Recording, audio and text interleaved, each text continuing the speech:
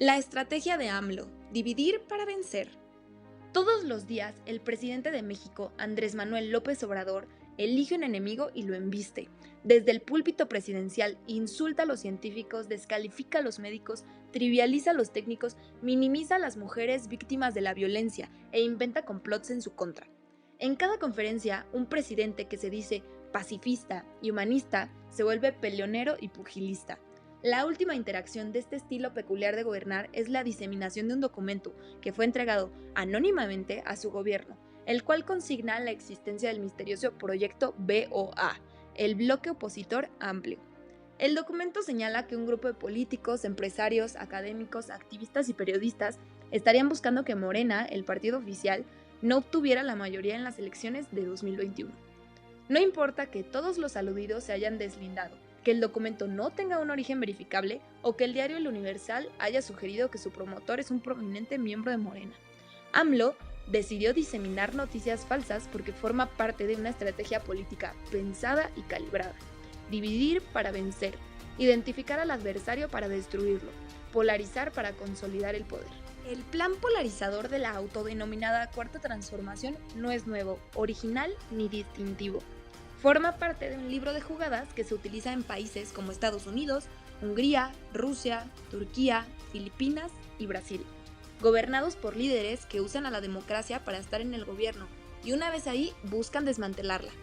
Alrededor del mundo, el verdadero peligro para los regímenes democráticos son los hombres fuertes que subvierten las reglas que los llevaron al puesto.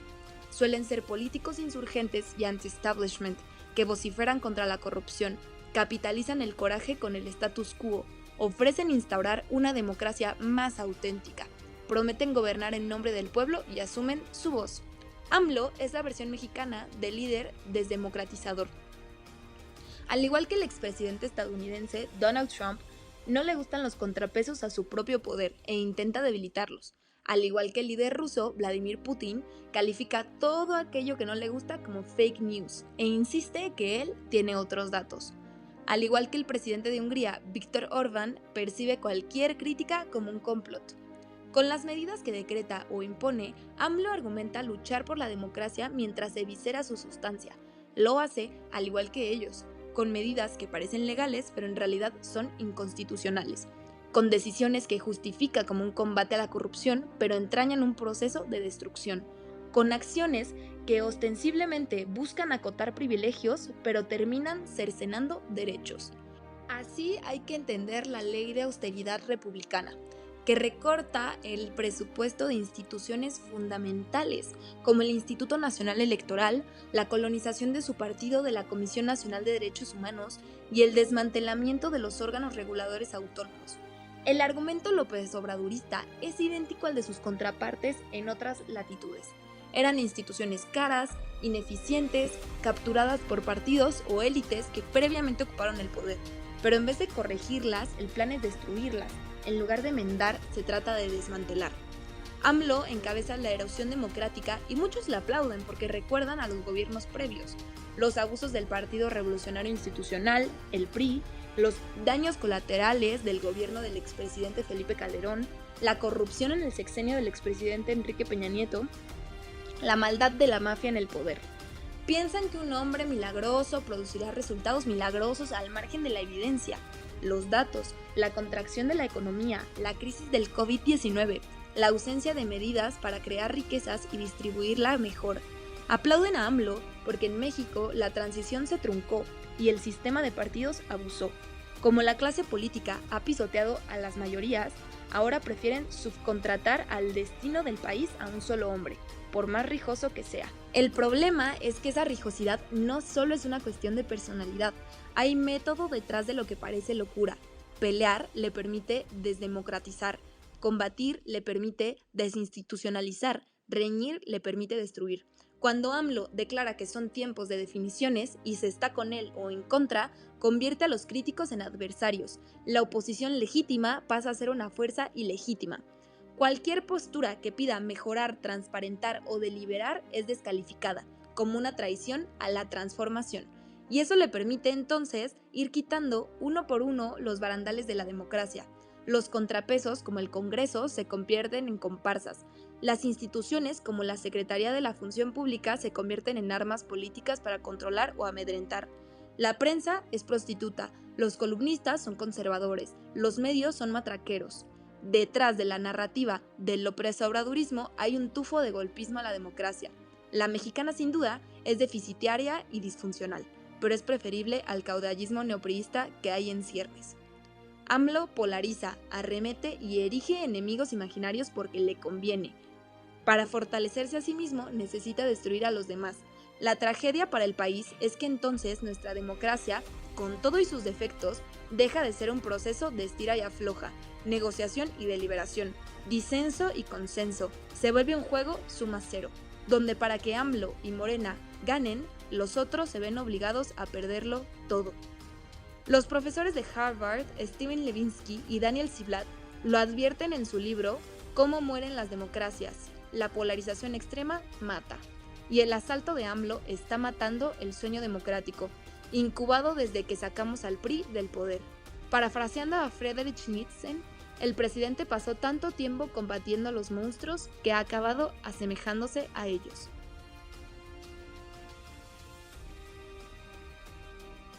En toda contienda electoral, la propaganda política está dirigida a persuadir al destinatario y provocar un determinado tipo de comportamiento, con la meta de incidir en la opinión pública para inducir conductas, actitudes y respuestas concretas. Es por eso que veremos un poco de la imagen pública que ha estado utilizando AMLO en su última campaña.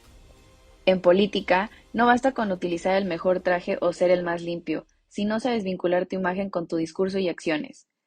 En el caso de Andrés Manuel López Obrador, quien en más de una ocasión ha dicho en sus eventos públicos que se siente fifí, por lo cual expertos en imagen han estudiado sus apariciones en las últimas campañas, donde se ha visto que el fundador de Morena sí ha hecho cambios en su vestimenta y peinado, pero eso no lo ha llevado a perder la sencillez que lo caracteriza.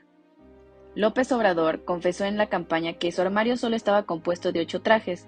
Según los expertos, los cambios que ha hecho no se han notado debido a que cuenta con los colores básicos como azul marino, gris y negro. La clave, según se dice, está en la corbata y en el color de la camisa. En toda contienda electoral, la propaganda política está dirigida a persuadir al destinatario y provocar un determinado tipo de comportamiento. Desde su última campaña, hemos visto que ha pasado de utilizar guayaberas a trajes oscuros, pero lo más importante es que es congruente debido a que continúa ofreciendo una imagen sencilla e inalcanzable. Es por eso que se comentó que ahora el reto es mantener niveles altos de aprobación, por lo que la vestimenta y el discurso tienen que moderarse para lograr este fin y creo López Obrador ha sabido moderar el discurso manteniendo el perfil bajo. Con este cambio, lo que está agregando a su imagen física es autoridad, ya que está utilizando colores como el rojo, azul marino, blanco, que transmiten poder de autoridad.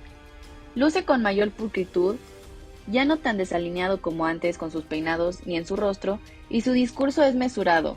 También creen que no ha perdido el estilo de denotar austeridad en la imagen física, pero ha buscado el diálogo y acuerdo desde su discurso, a diferencia de los días proselitismos que se enfocó más en la confrontación.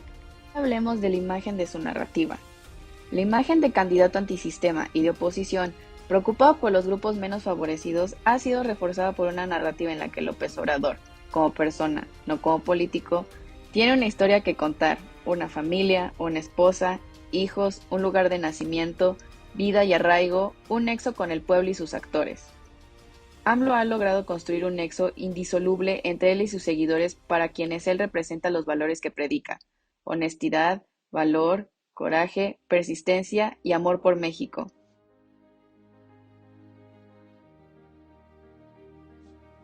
Lo anterior se puede afirmar partiendo de analizar las encuestas levantadas después de eventos que, en teoría, disminuirán su intención de voto, como la candidatura del Senado de Napoleón Gómez Urrutia, por parte de Morena, la anexión del Partido Encuentro Social a la coalición Juntos Haremos Historia, la idea de bajar la violencia vía una amnistía, entre otras.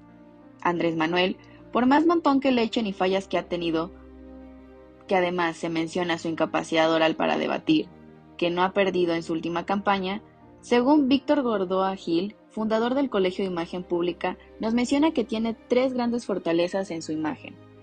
En primer lugar, Tenemos el alto nivel de conocimiento que posee.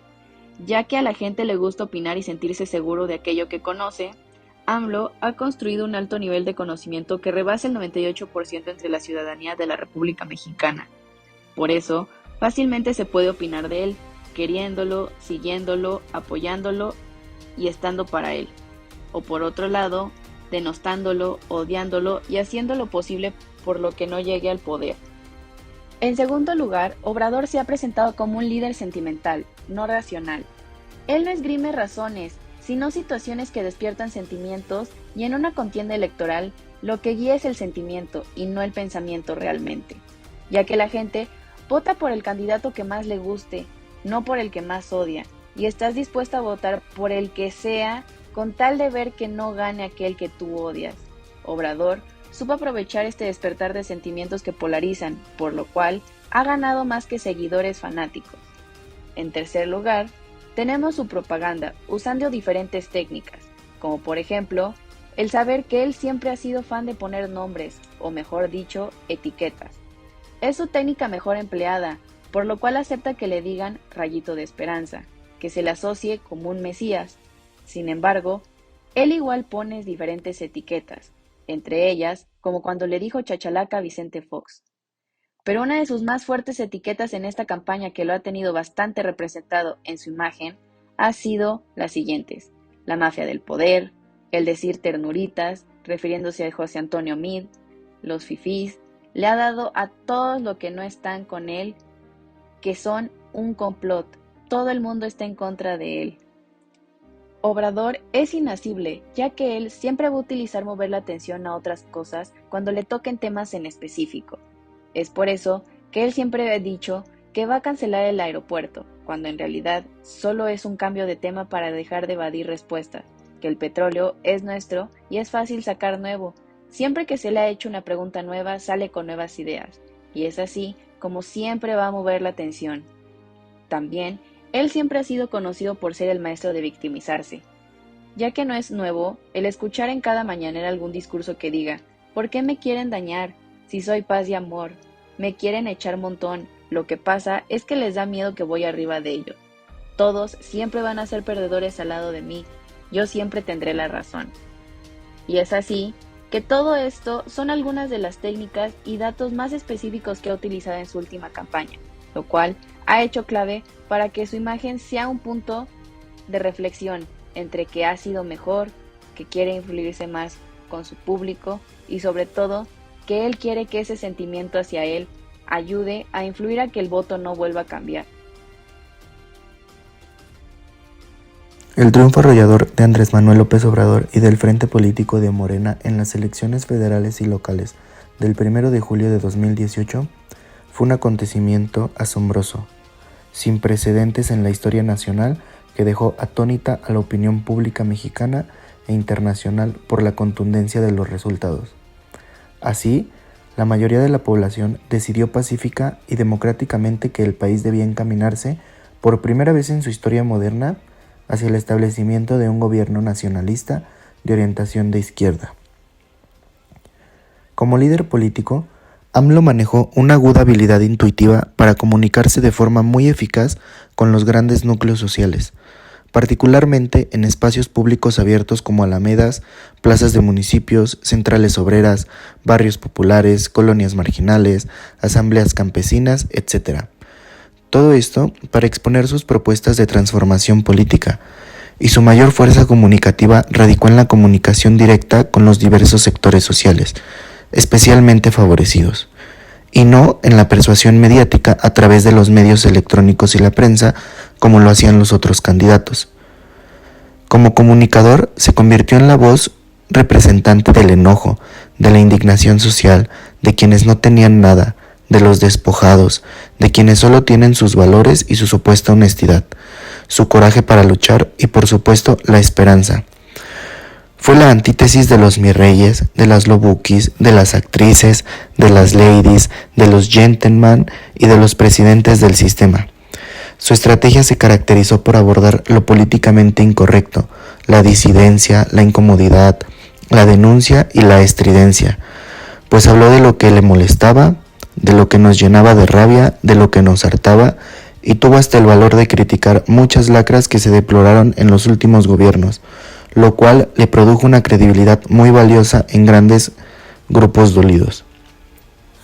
AMLO llevaba años con esa estrategia política. Su público principal siempre fueron los grupos más vulnerables. Hizo su campaña atacando a los políticos de siempre y decía que esta vez sería diferente. Atacaba la corrupción y atacaba a la mafia del poder.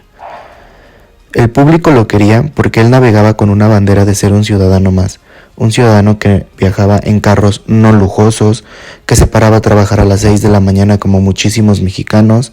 En pocas palabras, él decía que no iba a tener lujos como los presidentes anteriores. Estas palabras y sus propuestas de campaña llegaron a persuadir a la gente que nadie nunca apoyaba, a la gente que nadie nunca volteaba a ver. Creó lazos fuertes con la gente de la tercera edad, creó lazos muy fuertes con la gente de bajos recursos, puesto que una propuesta de campaña era combatir a la pobreza. También creó lazos muy fuertes con la gente joven, prometiendo becas y educación pública gratuita y de alta calidad. Él se enfocó en la gente a la que ningún partido y ningún candidato volteaba a ver. Tenía propuestas de campaña muy buenas, también para campesinos y obreros. Y si bien sabemos, la mayoría de la gente de México vive en pobreza. Es por eso que él se enfocaba más en ellos que en la gente rica.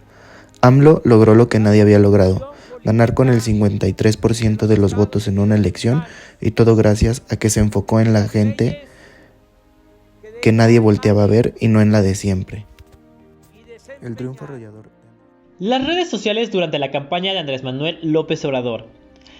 En este tema, la verdad, es súper interesante, ya que durante su primer intento para alcanzar la presidencia, las redes sociales no eran tan importantes y determinantes como lo fueron en las campañas del 2012 y el 2018, ya que por la época del 2006 apenas estaba viendo cómo estaba Facebook y cómo se movían y podía influir en las personas, lo que después se conocería como memes, que llegaron ya a ser una pieza clave y muy fuerte dentro de la cultura pop mexicana por allá en el 2018.